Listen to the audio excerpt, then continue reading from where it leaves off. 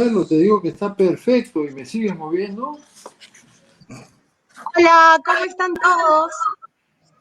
Bienvenidos a todos los que están conectados el día de hoy. Hoy lunes, empezamos el mes de febrero. Primero, les damos las bienvenidas pues a nuestro cuarto contacto, donde vamos a poder debatir, conversar sobre algunos temas de coyuntura. Así que voy a presentar cada uno de nuestros invitados. El día de hoy nos acompaña, pues, nuestra querida Marisol Perestello, ex ministra de Justicia, que vamos a hablar de un tema tan importante como los centros de retención temporales, que justamente estamos en este estado de emergencia y del cual se habla muy poco, ¿no? Así que hoy día vamos a tener especialistas en nuestro panel que nos van a dar su visión. Tenemos a Karen Kraft, también candidata al Congreso, con el número 10. Karencita también nos va a dar esa mirada pues del tema de los derechos. A Claudia Cantela es nuestro número 32. Claudia, pues como ustedes saben, tiene mucha cercanía con el entorno pues de la policía, de los militares, de las Fuerzas Armadas, en la Marina, así que también vamos a poder escuchar y poder conocer esta mirada tan importante. Y a nuestro querido José Rizzi Carrascal, que es nuestro número 1 por Callao. Así que les doy la bienvenida a este espacio En Contacto para que por favor podamos conversar el día de hoy sobre este tema tan delicado y que es tan importante y del que poco se habla. Y para eso vamos a dar inicio a nuestro contacto viendo un videíto, por favor.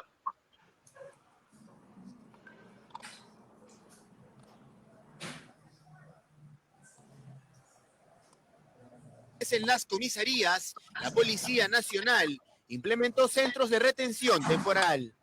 Uno de ellos estará en el Estadio Municipal Marcelino Caico, en el Agustino. Nuestra idea no es traer a muchas personas a estos centros de retención. Nuestra idea es que, ojalá, muy poca gente deba ser traída a estos centros de retención. Las personas que incumplan la cuarentena serán llevadas a estos centros.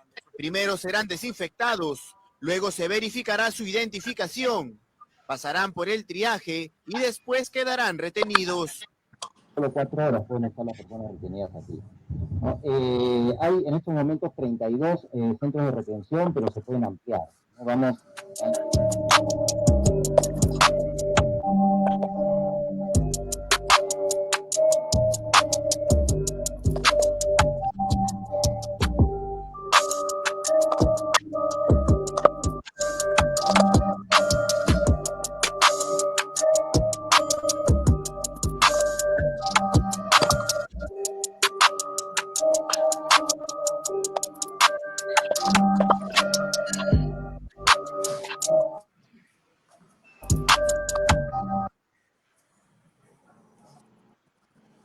Bien, como hemos visto en el video, se habla muy grosso modo, con líneas generales, sobre estos centros de retención temporal, y también se habla de un término que muchas veces quizás poco entendemos, del tema de la muerte civil. Así que te doy pase, Marisol, por favor, para que nos puedas poner en contexto sobre esta nueva directiva que hay que comenzar pues a conocerla.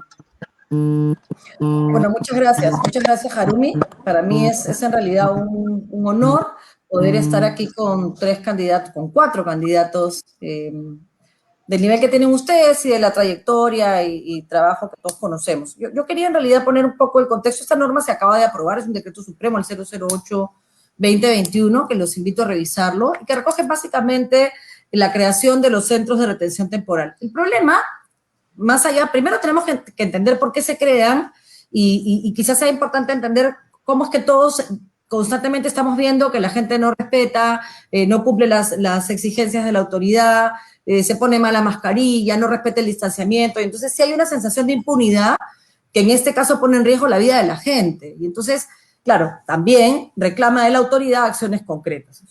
No estamos cuestionando la decisión de que se exija el cumplimiento de la norma y de las medidas sanitarias en protección de las mayorías, sino que quizá yo les planteo que evaluemos la pertinencia de la norma que se ha adoptado. Porque, ¿cuál es el problema de esta norma? La norma crea los centros de retención sin dar mucho más detalle. Recién al día siguiente se establecieron 32, señalando que se pueden establecer más. Para detener a una persona tiene que haber condiciones mínimas, primero tiene que informarle por qué lo han detenido, tiene derecho a comunicarse y a informar a su casa. O sea, hay una serie de consecuencias posteriores a la sola retención que tendrían que cumplirse y que no necesariamente se van a cumplir en centros de retención como están nacionales, en los cuales eso podría ser inviable. Pero además, la norma dice que se van a retener a personas que no se identifican.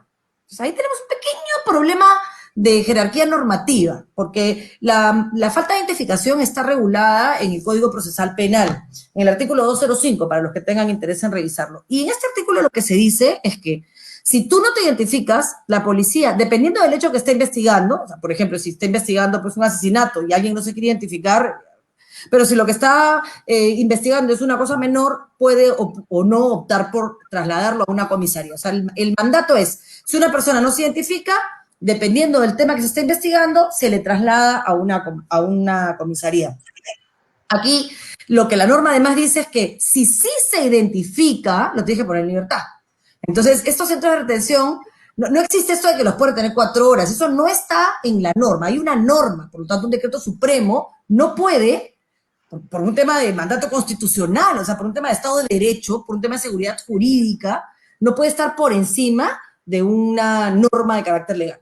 Pero adicionalmente, la misma norma establece en otro acápite que también se puede llevar a personas que, a estos centros de retención que incumplan con los mandatos que ya sabemos que es distanciamiento social, lavado de manos, mascarilla. Ahora, acá hay una situación peculiar, ¿no? Porque lo que dice la ley es que en caso de que no se trate exactamente, de que no sea competencia penal, ¿no? Dice, identifícate salvo que no tenga relevancia penal. Lamentablemente, varios ministros y este gobierno ha señalado en innumerables ocasiones, y yo considero que es verdad, que es exponer a un peligro, que además tiene un artículo determinado en el Código Penal, el cumplimiento de medidas sanitarias, tiene una base legal, es un tema sancionado penalmente. Y entonces, ¿cómo es que vas a llevarlos a los centros de retención si la propia norma te dice que solamente los llevas si el tema no tiene relevancia penal? Pero ya has dicho que sí tiene relevancia penal el incumplimiento de las medidas sanitarias. Entonces, en estricto, ¿qué son estos centros de retención? ¿Qué son? O sea, y este supuesto de incumplimiento, ¿es o no es un delito? Entonces, ya no es un delito, ya no aplica medidas sanitarias como tipo penal, sino, digamos, una falta. Y entonces, para sancionar una falta por un decreto supremo, tú creas unos centros de retención sin un solo protocolo de actuación para la policía, sin un protocolo de actuación para las Fuerzas Armadas, que además no están entrenadas, ni deberían estarlo, para mantener el orden interno. Porque si las entrenas para mantener el orden interno, que exige, por supuesto, una relación de empatía con el ciudadano, ¿cómo van a la guerra?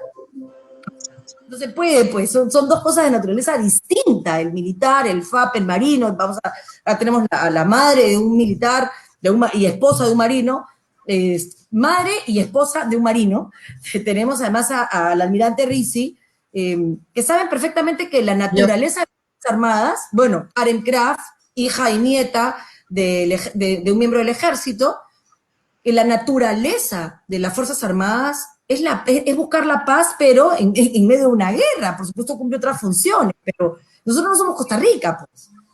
Entonces, ¿qué? No tiene entrenamiento, pero además no tiene protocolo. Entonces, ¿qué va a hacer el militar? Si no le dices. O sea, sacas una norma y a los 2 días tiene que salir a la calle, y si ve un montón de chicos que están con la mascarilla acá, ¿qué hace? Les dice identifíquense, y si se identifican los tendría que soltar, si respeta el Código Procesal Penal. No le han informado, ¿no? Entonces no los suelta, pues, porque estaban con la mascarilla acá, entonces los lleva al centro de retención. Y una vez que los lleva al centro de retención, recién se publicó al día siguiente la relación, que les avisan a los padres. Hay tanta discrecionalidad que pueden pasar 2 cosas. Arbitrariedad por parte de un mal agente del Estado, o, que es una cosa que me preocupa mucho, porque la policía y las Fuerzas Armadas están dejándose la vida en esto, y no es justo que se les esté desacreditando de esa forma, o que terminen siendo investigados por abuso de la fuerza o, en un nivel más extremo, por desaparición forzada. Porque como todo es ¿cómo van a ser los registros en los centros de retención? ¿Cómo se va a saber si una persona entró al centro de retención y después salió del centro de retención? Si no se ha implementado nada. ¿Cómo? O sea, entran 50, salen 49. ¿Y ese último? Vamos a suponer que sí salió y que en el camino lo secuestraron. O sea, esos agentes del Estado que lo retuvieron de buena fe van a terminar siendo investigados por desaparición forzada.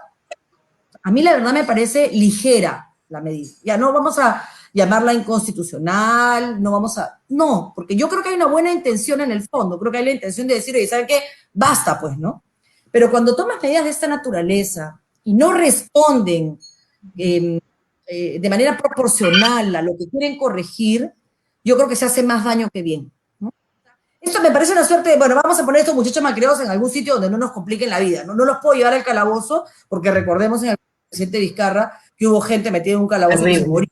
Eso fue terrible. Yo entiendo perfectamente que eso no es. Tampoco lo puede dejar en libertad, porque como no se cuida, nos expone a todos a la muerte. Entonces, serénate, evalúalo con tranquilidad y busca una alternativa viable y real, que puede pasar incluso por una multa primero y ya después podemos ir a otros temas, ¿no? Lo siguiente es el tema de la sanción, de la muerte civil, ¿no? Que señala que si no pagas la multa, pierdes todos tus derechos. Primero, que no existe capacidad jurídica del Estado de hacer cumplir la norma. ¿Para qué es una norma que no puedes hacer cumplir? Ahora, ellos han restringido esto a bancos y lo han restringido a 3 o 4 cosas que espero, o sea, me gustaría que me explicaran, preguntarle al gobierno, ¿cómo vas a hacer que esa muerte civil se ejecuta? Porque yo no amenazo, y cuando amenazo hago.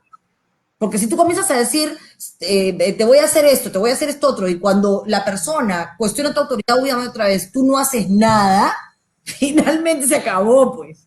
Se acabó, ¿no? Entonces, a mí no cuestiono el espíritu, entiendo que esto es muy difícil, comprendo que no se sabía qué hacer, pero me parece que no es este el mecanismo más adecuado. Espero que no pase nada, espero estarme equivocando. Creo que no han dimensionado que una cosa como esta puede terminar saliéndose de las manos, que se pueden aprovechar elementos que distorsionan o que no creen en el Estado de Derecho para perjudicar más a las Fuerzas Armadas y a la policía, porque hoy además rompen una regla, ¿no? La regla de los estados de emergencia, y en realidad de este era que las Fuerzas Armadas acompañaban a la policía, pero actuaba la policía. Eso sucede en el narcotráfico, en el Brain, y no va a suceder en la ciudad. Y entonces lo que dicen es que la policía y o el miembro de las Fuerzas Armadas lo puede trasladar al centro de retención. Yo la verdad tengo mucha preocupación, comprendo la buena voluntad de quienes han buscado una salida a la falta de juicio, a la indisciplina, a la inmadurez, a la estupidez o al delito, pero no creo que esa sea la forma, ¿no? Me parece peligrosa y también me parece que el mínimo de responsabilidad que nos corresponde es decirlo, para que por lo menos hagan un protocolo de actuación, mínimo, que le dé un mínimo de garantía a la gente del Estado que tenga que hacer cumplir la norma. Eso era la primera foto que quería hacer, y luego lo de la muerte civil sí suena bien, pero bueno, a ver, si el Estado ni siquiera tiene capacidad material para que en una elección congresal o presidencial se pueda saber si una persona tiene una sentencia o no. O sea, si ni siquiera la página del jurado nos puede decir que un proxeneta o que un narcotraficante es eso, ¿ustedes creen que se va a poder hacer? ¿Qué va a pasar? A nadie le va a importar. Lo peor que puedes hacer con una norma es lo peor que puedes hacer, y quiero cerrar con El Principito, por si no lo recuerdan. El Principito, igual que Los viajes de Gulliver, fueron libros escritos para niños, para adultos, que se convirtieron en clásicos de niños. Y es interesante que evaluemos esto, claro, que a la gente no le gusta escuchar, pues, ¿no? No le gusta que le digan sus cosas, se molesta. Entonces los niños, a partir de esto, que todos hemos leído El Principito, y cada vez que lo lees tiene un mensaje distinto, una de las partes más lindas para mí, el Principito se tenía que ir a buscar su rosa. Recuerdan un poco la historia mágica de este Principito que iba viajando por los planetas, y en uno el sol salía siempre, como sale, a las 6:30 o 6:20, que es un regalo, ¿no? Y entonces el Principito se tenía que ir antes, y entonces le dice al rey, rey, ¿podrías decirle al sol que salga? Porque me tengo que ir. Y el rey le dijo, no puedo, porque si le digo al sol que salga, sabiendo que no va a salir, voy a perder mi poder. Y el Principito le dijo, pero tú eres el rey. Y el rey le contestó, por eso, sé cuándo puedo pedir algo y cuándo no, porque nadie me va a hacer caso. Lo que se está haciendo con una norma como esta es socavar más el Estado de Derecho y poner en riesgo a los hombres y mujeres buenos de la policía y de las Fuerzas Armadas que están entregando su vida. Y a mí eso no me parece justo ni correcto.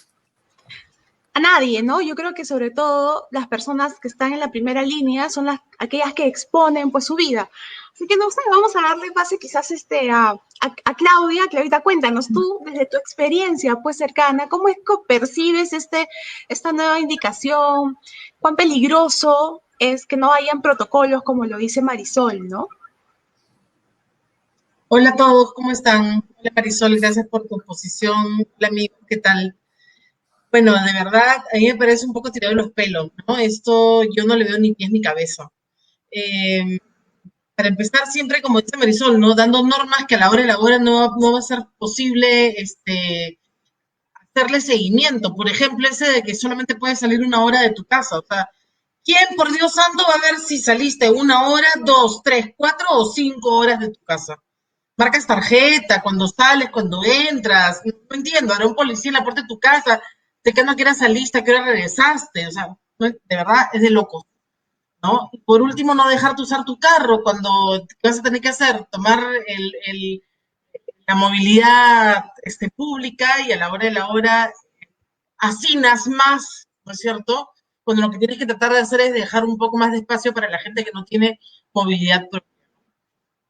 Entonces, yo siento mucha pena porque como comentaste, Haru, como comentó Marisol, soy mamá de un miembro de la fuerza, de las Fuerzas Armadas, de la Marina de R Perú, y mi hijo ya ha tenido, 2 veces ha dado positivo a COVID, felizmente es un chico joven, ¿no? Pero, ¿y es por qué? Porque tienen que acercarse a toda esta gente que no le da la gana de ponerse bien la mascarilla, o hay que intervenir en algún caso, y de verdad da pena, ¿no?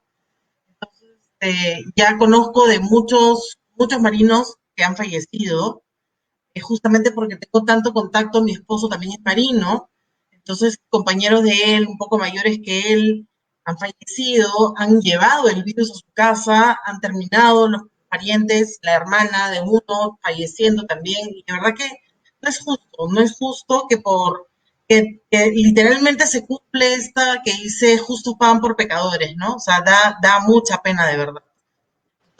Bien, Karen. Sí. No, te decía así, ¿no? O sea, verdaderamente pues se siente la injusticia cuando tú das todo por el otro. Creo que hacemos desde este espacio un llamado pues a la empatía, ¿no? A la empatía, a la responsabilidad. Y justo quería darle pase a Karen. Karen, tú también tienes una visión de todo lo que está pasando y creo que era importante también poder conversarlo en este espacio. No se te escucha. ¿Tú Karencita? estás en mute? ¿Cómo están? Un ratito. Bueno, buenas tardes con todos. Sí, claramente yo comparto la preocupación de Claudia, pero también comparto la preocupación de Marisol, ¿no? La preocupación de Claudia es la que todos tenemos, de poder salir a la calle y contagiarnos porque tenemos a una persona irresponsable que camina al costado nuestro y que no se cuida y que al no cuidarse él, no cuida al resto. Y claramente esto es algo que se tiene que corregir y que el Estado, digamos, está para poner cierto orden. Y sin embargo, un poco siguiendo la línea del pensamiento de Marisol y del resumen de lo que está ocurriendo hoy día, tenemos que ser conscientes de que una norma dada a las tontas y locas no va a solucionar absolutamente nada y que lo que puede hacer más bien es complicar más de lo que ya estamos en esta situación, ¿no? O sea, la situación es crítica, se están muriendo muchos peruanos, tenemos unas Fuerzas Armadas debilitadas por 1000 situaciones y lo que menos queremos es que nuestras Fuerzas Armadas, que son nuestro orgullo, y yo lo digo porque soy, como dijo Marisol, nieta de un maravilloso militar, hija de otro militar maravilloso, y mi familia está muy rodeada de gente buena del ejército, que ha sido vapuleada en estos últimos años por malos agentes o malos militares, pero que no representan a la Fuerza Armada en general. Y sin embargo, esta norma dada así, de esta manera tan irregular, podría generar muchos más problemas de lo que podría solucionar. solamente, como dice Marisol, no hay protocolos, lo cual Haru, Marisol, Pepe, Claudia, es súper difícil porque no se sabe bien qué cosa es lo que puede pasar y lo peor que puede haber en un momento de tanta crisis como la que estamos viviendo, con tanto estrés, sobre todo el estrés que está generándonos a todos la cuarentena, que ya tenemos, digamos, un año, el hecho de que un militar, que además no tiene mucho entrenamiento, o que un policía nuevo, recién salido de la escuela, queda sin saber mucho qué cosa hacer, porque no tienen claridad, llevarse a un chico y cometer un error que podría ser fatal y podría esto generar más problemas, ¿no? Entonces, en realidad, yo le pido calma al Estado, ¿no? Le pido calma al presidente, calma al ministro, que entiendan la situación, que no es malo retroceder, que no es malo poner un poco entre paréntesis las cosas para pensar mejor una forma de encontrar un mejor camino para resolver esta situación. La solución no pasa, y pensemos, digamos, conversemos, para eso estamos hoy, ¿no? Pero no creo que pase por agarrar a un muchacho malcriado y llevárselo con el riesgo que eso significa al no haber ningún protocolo ni ningún mecanismo que permita a los padres tener la seguridad de que pase, de que no le va a pasar nada. Es muy difícil. Yo no salgo nunca con DNI, digamos, en este tiempo que no necesito. Mi hija, ahora le he dicho, mete tu DNI, por favor, al bolsillo, aunque sea cuando vayas a comprar a la esquina, porque realmente no sabemos qué cosa puede pasar.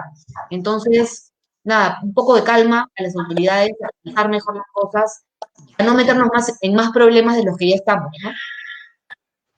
Sí. Señor José Rizzi, cuéntenos también su opinión, su perspectiva. Yo creo que desde su experiencia, también creo que es muy alarmante lo que está pasando y queremos escucharlo. Buenas tardes con todos, un gusto estar con ustedes.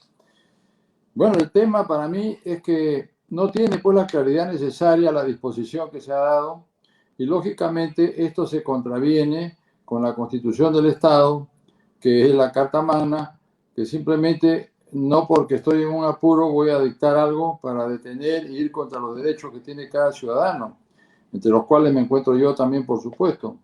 Entonces, este tema es, ¿cuánto tiempo es la detención? No se sabe.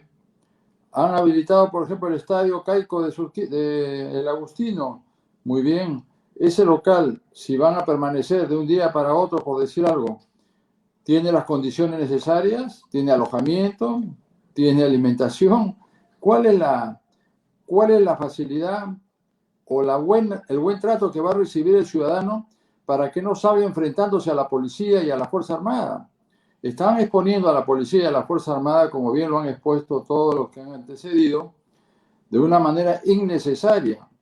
Ahora, no puede haber tampoco doble sanción. ¿Hay multa? Bueno, si hay multa, no hay pues la detención. Y si hay detención, tampoco puede haber multa.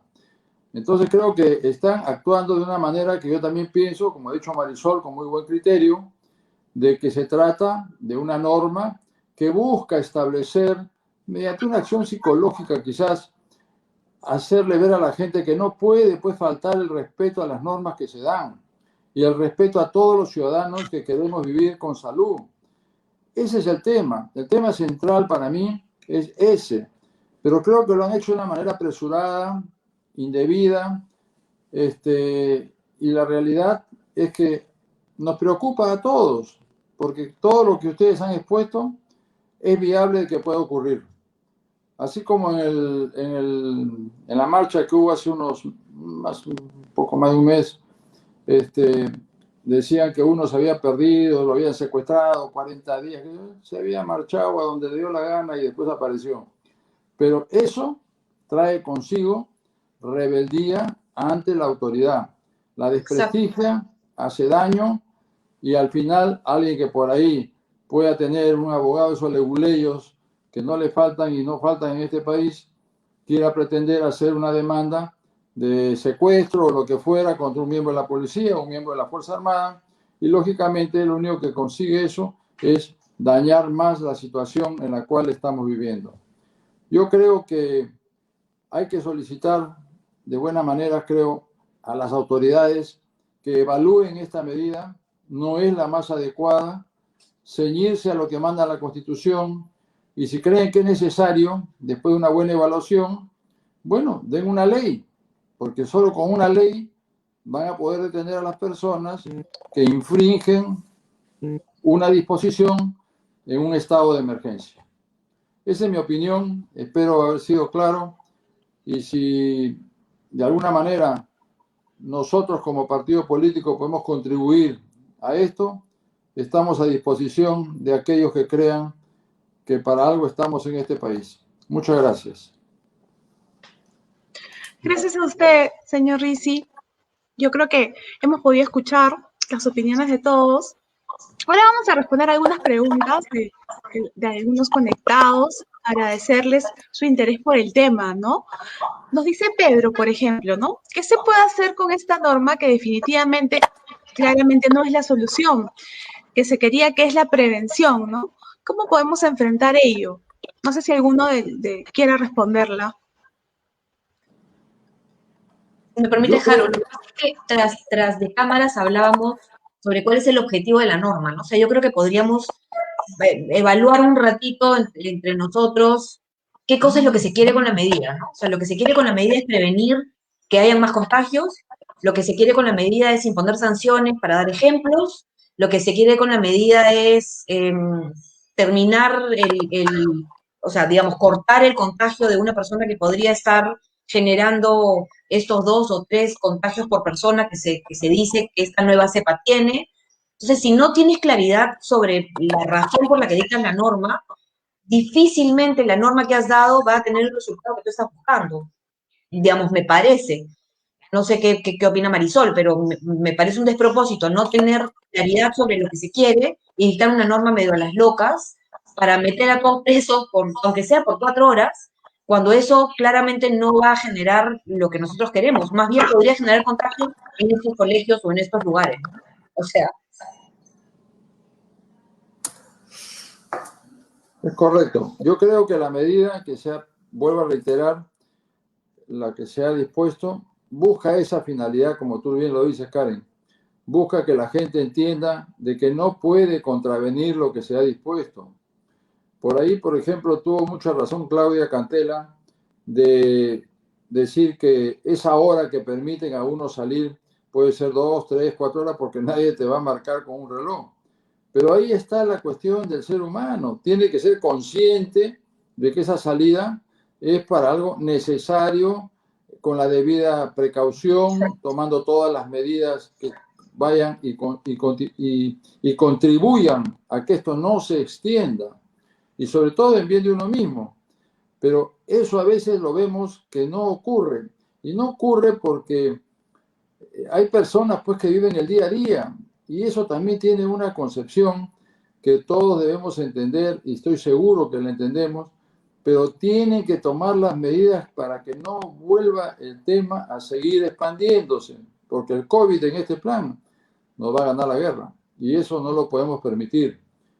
Pero creo yo que la finalidad de esto, enfocándolo bien, puede ser útil, pero enfocándolo como lo han enfocado, sin ninguna condición específica de qué tiempo vas a estar, de cuánto te van. Si hacen un triaje y te encuentran con el COVID, no dicen si te van a llevar a un hospital, si te van a llevar a Villa El Salvador o dónde va a ser el trato, ¿no? Entonces, no hay a dónde llevarlos.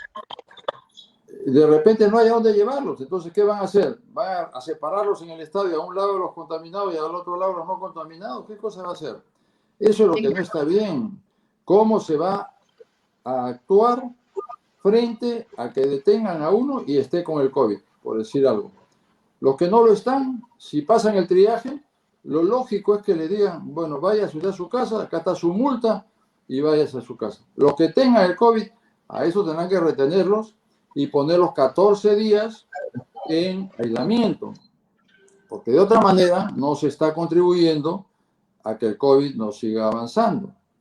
Y eso, de eso no dice nada la norma. Porque no hay un protocolo, precisamente, ¿no? Y además que con la prioridad de camas y espacios para atención, crear centros para tener a la gente retenida, como que poco jalado de los pelos. No funciona. No, Entonces, no, claro que no, la prioridad debe ser la vida. Acá hay una pregunta, ¿no? A ver, ¿quién está a cargo al final de estos centros de detención, ¿no? ¿Los militares o los policías? Porque no queda claro, nos dice Maripaz. le corresponde a la policía, pero normalmente hay apoyo de la Fuerza Armada cuando lo requieran, porque desgraciadamente los policías, hay muchos que están infectados y hay una escasez de policías indudablemente y están todo el tiempo en esto, ¿no? Pero reitero, el tema es ayudar a la población, no ir contra la población y tampoco buscar enfrentamientos. Ese es el tema.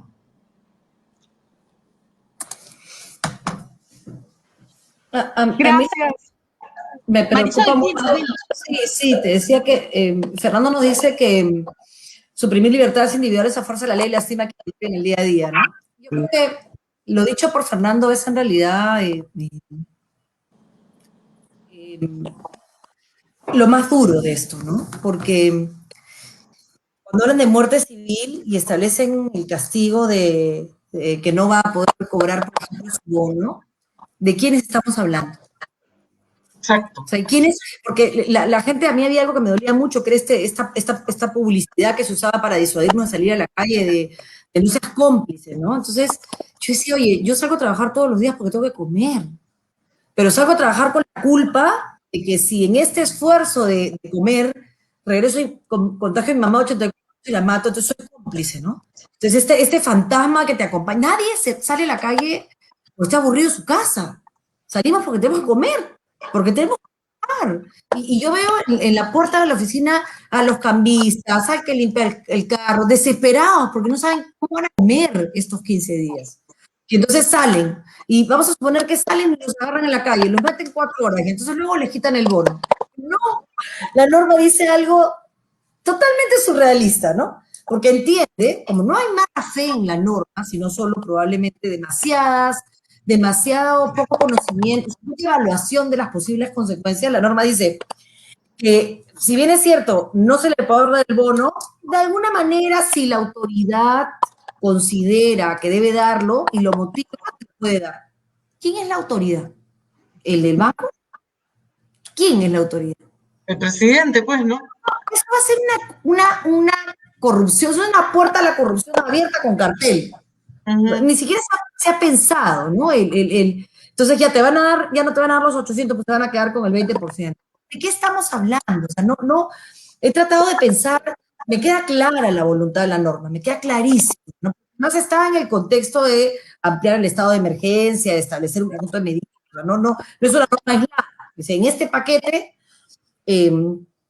yo creo que se evaluó qué se hacía con aquellos que no se querían identificar, que estaban incumpliendo las normas, pero que no se querían, y no se tomó en cuenta que hay una norma expresa para qué se hace con el que se identifica y que hay una norma de carácter penal que también debiera aplicarse. Entonces, además, restringes la detención a solo 4 horas.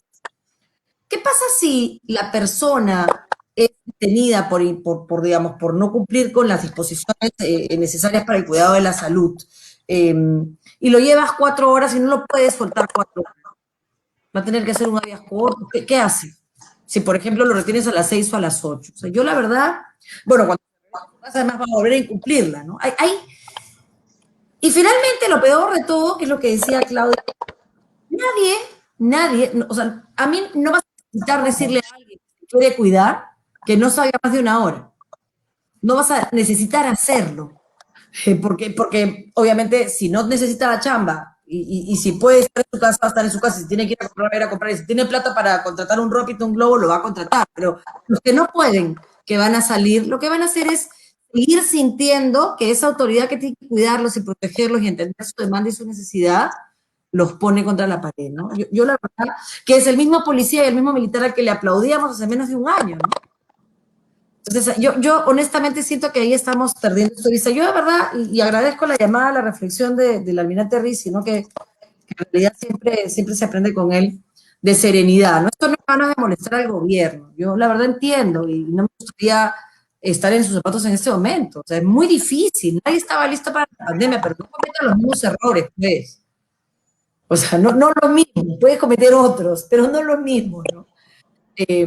fue una locura. Ya sabíamos que eso iba a pasar. El viernes y el sábado fue una locura. La calle, la notaría ya tenía cómo controlar a la gente en las colas en los supermercados, las compras de papel higiénico. Es una reacción al miedo, ¿no? Entonces, yo les aseguro que había más contagios el viernes y el sábado que lo que hubiera habido si esto se va manejando gradualmente. Pero en fin, ojalá que solo dure 15 días, Armando, ojalá. Porque en realidad, y creo que esa es otra cosa, creo que nadie cree que va a durar 15 días. Y hay una incertidumbre y un dolor, ¿no? En la gente. Ya no podemos. O sea, los que pudimos enfrentar esa pandemia larga y salir adelante, sacarle adelante y no botar a nadie de la chamba, hoy decimos, ¿y ahora qué hacemos, no? ¿Y ahora qué hacemos? Es difícil. Pero creo que el tema de la muerte civil no va a aplicar, creo que es una norma infralegal que no puede restringir derechos, por lo tanto es inconstitucional, inconvencional y eso a la larga lo van a terminar ganando quienes digamos, se restringe el derecho específico, que el que tenga plata no va a afectar y el que necesite el bono va a generar todo un espacio de corrupción peligroso. Yo creo que la llamada al respeto a la norma pasa por hacer normas que sean racionales. Esa es la seguridad jurídica. Certeza más o menos racional de cuál va a ser la conducta de los poderes públicos del Estado.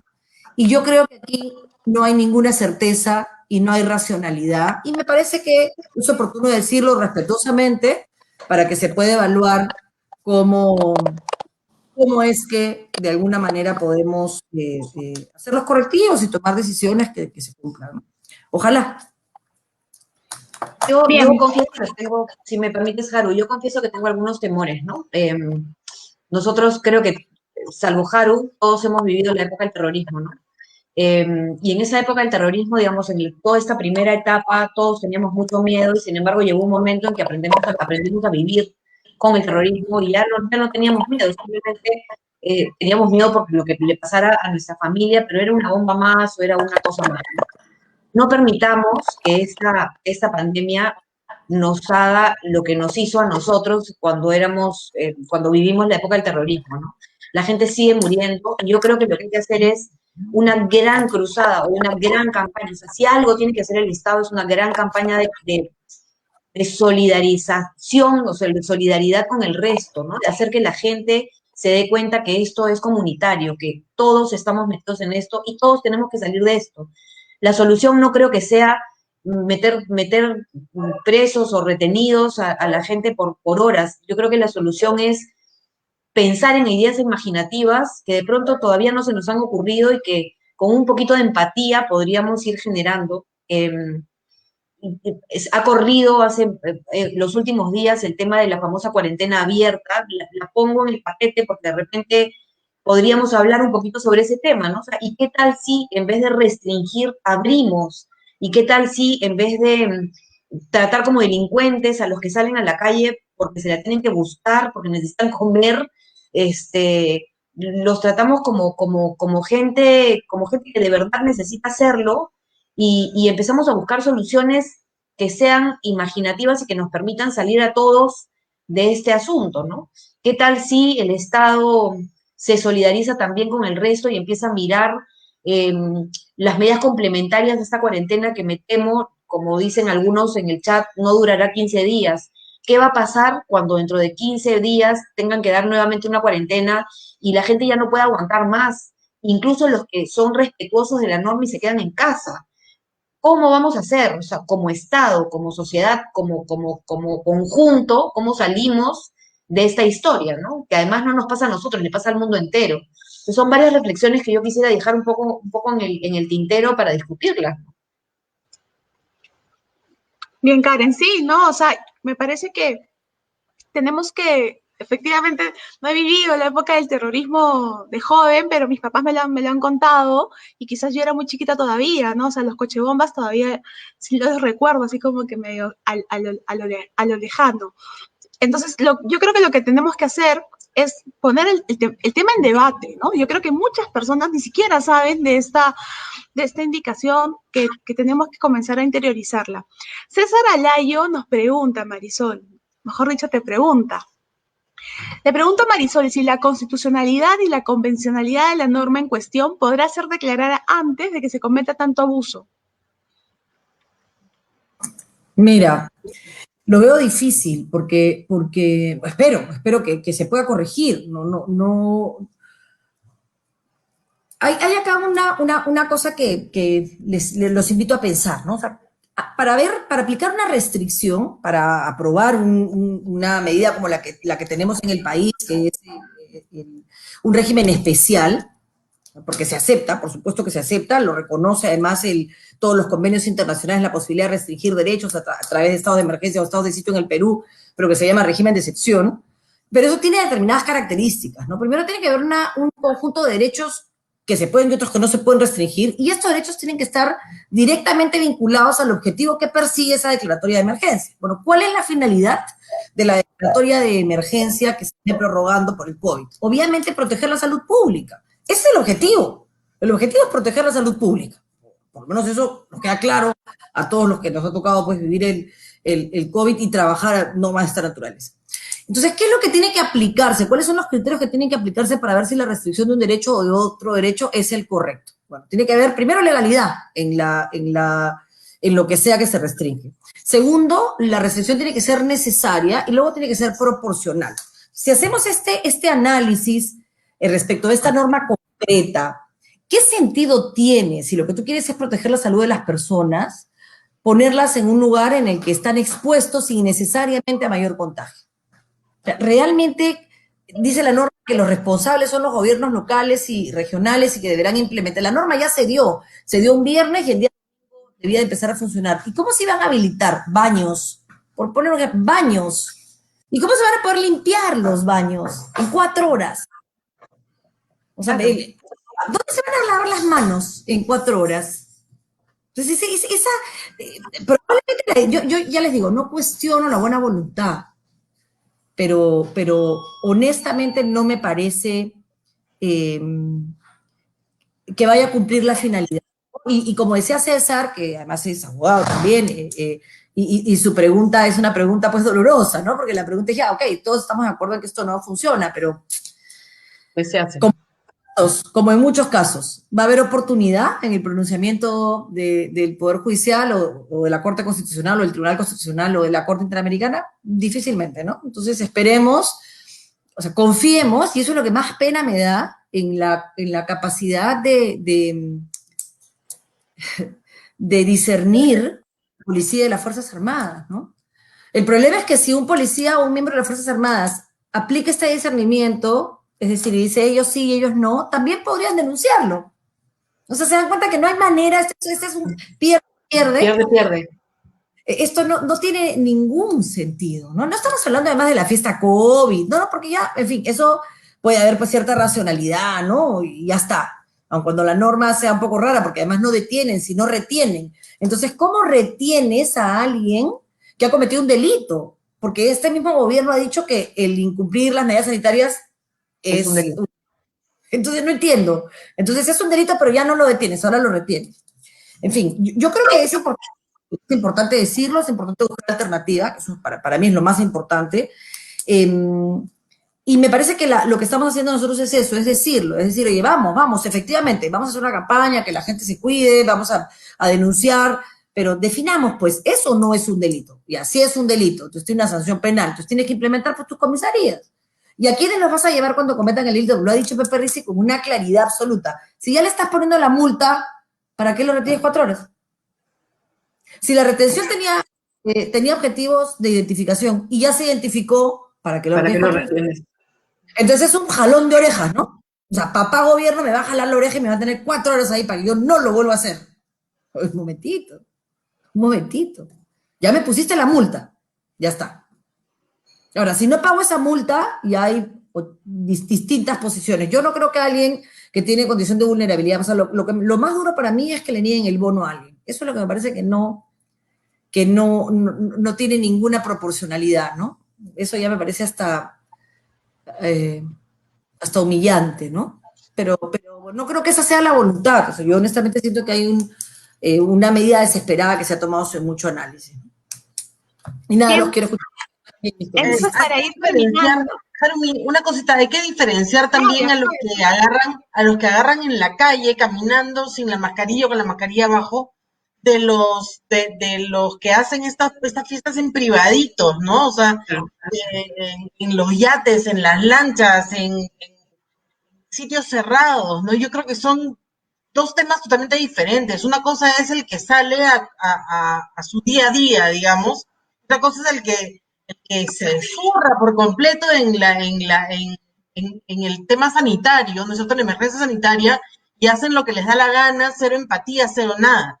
En Chile, sin ir muy lejos, acá nomás al sur, acá está. Gobierno propone que detenidos en fiestas clandestinas atiendan pacientes con COVID-19.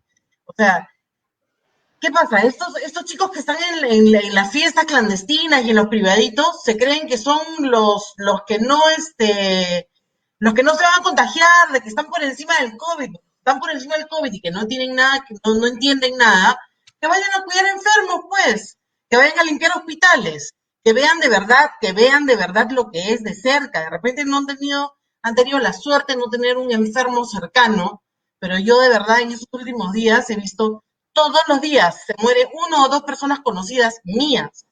O sea, una o dos personas conocidas mías. Entonces, de verdad, cosa que no pasaba la vez pasada. La vez pasada fue al final, no al principio.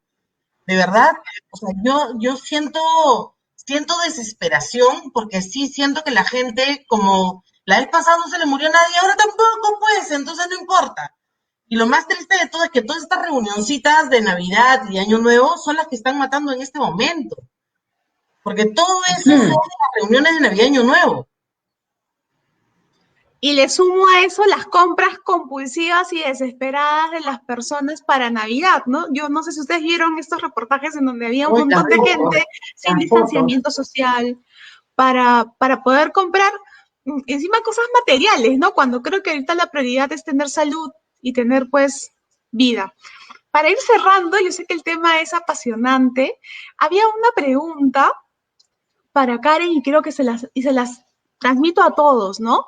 Creo que lo que ha dicho Karen, lo que ha dicho Claudia es importante, ¿no? ¿Cuál es el mensaje que tendríamos que llevarles a los jóvenes que hoy se ven frustrados, ¿no? Frustrados por sus expectativas laborales, porque han perdido trabajo, porque también tienen sobre sus hombros mucha responsabilidad en este estado de emergencia, ¿no? Y frente a ello, ¿cuál debería ser el rol del Estado? Pregunta difícil, ¿no? O sea, a ver, lo primero que les digo, como les dije en otro programa, también cuando hablamos sobre el COVID, es que no hay mal que dure 100 años ni cuerpo que lo resista, ¿no?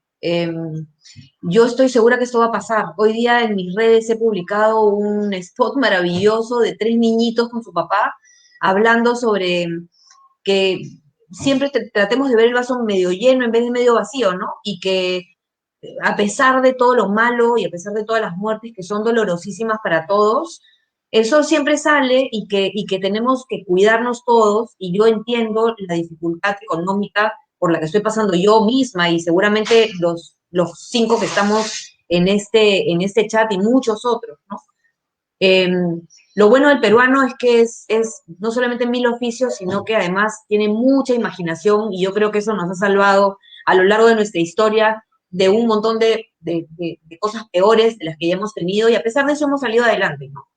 Yo creo que el Estado sí juega un rol muy importante. De hecho, el Congreso y estas elecciones que vienen necesitan tener a representantes que puedan realmente representarlos y que puedan ayudar a hacer cambios de paradigmas, ¿no? En uno de estos contactos de los próximos días vamos a hablar, por ejemplo, sobre qué tan bueno sería cambiar la manera de pensar del tema de pensiones y no solamente estar pensando en tirarnos abajo las AFP, sino más bien cambiar todo el sistema, que es un sistema que lamentablemente no ha funcionado, ¿no? O sea, el Estado tiene una gran responsabilidad, así como nosotros, de intentar que esto pare pronto, porque esto, como les digo, es colectivo. O sea, acá o todos salimos o todos nos quedamos. Y paciencia y buen humor, ganas de ver las cosas con positividad, y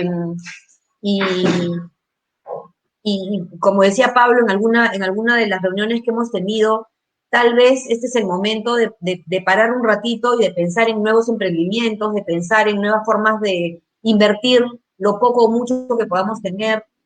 Miremos las cosas de forma positiva y tratemos de encontrar lo mejor dentro de la etapa tan difícil que nos ha tocado vivir. O sea, yo como mamá se lo repito todos los días a mis hijas, y yo creo que que además una tiene 21 años y está frustrada porque no puede ir a la universidad, ha perdido un año entero de su vida, pero no lo ha perdido, y eso es lo que yo le trato de decir, ¿no? Que encuentren la mejor manera de llevar esto que nos queda y que esto va a terminar, esto va a terminar. Y esa es la Bien, final que gracias. quisiera dejar. Gracias, Karen.